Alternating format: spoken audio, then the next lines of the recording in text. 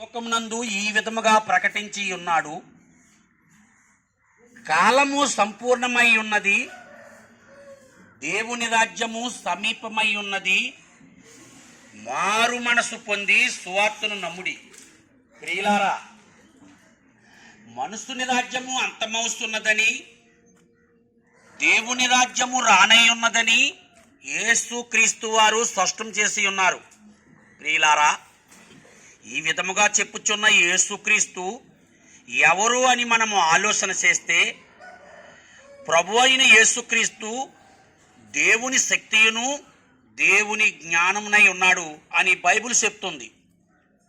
యేసుక్రీస్తు దైవ కుమారుడై ఉండి ఆయన పరలోక రాజ్యములో ఉండుట విడిచిపెట్టకూడని భాగ్యమని ఎంచుకొనగా, ఆయన దాసుని స్వరూపమును ధరించిన వాడై రిక్తునుగాను దీనునుగాను కన్యక గర్భమున దేవుని శక్తి వలన జన్మించి 33.5 సంవత్సరముని లోకములో సంచరించి జీవించి మనుషుల మధ్యన మనుషుల చేయజాలని అనేక గొప్ప కార్యములను ఆయన చేసి ఆయనలోని దైవత్వమును లోకమునకు బయలుపరిచి ఉన్నాడు.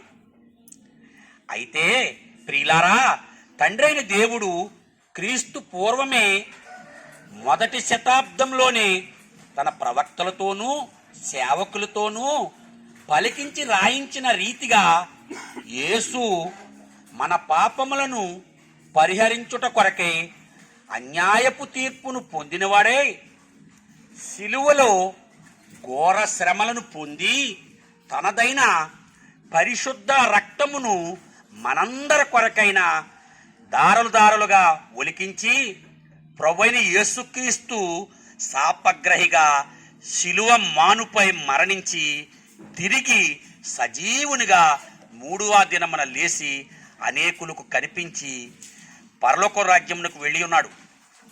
అయితే ఈ మాటలు వినుసున్న ప్రియ సహోదరి సహోదరుడా, ప్రభువైన యేసు రక్తము ప్రతి పాపముల నుండి మనలను పవిత్రులుగా చేస్తుంది. కాబట్టి యేసుక్రీస్తు సర్వమానవాళి విషయమై ఆ యొక్క సిలువలో చేసిన పుణ్యకార్యమును ఎందరైతే విశ్వసిస్తున్నారో, ఎందరైతే ఆయనను తమ సొంత రక్షకునుగాను ప్రభువుగాను అంగీకరిస్తున్నారో వారందరూ పాపరహితులుగా తీర్చబడి దేవునికి కుమారులుగాను పరలోక రాజ్యమునకు హక్కుదారులుగాను తీర్చబడుచున్నారు.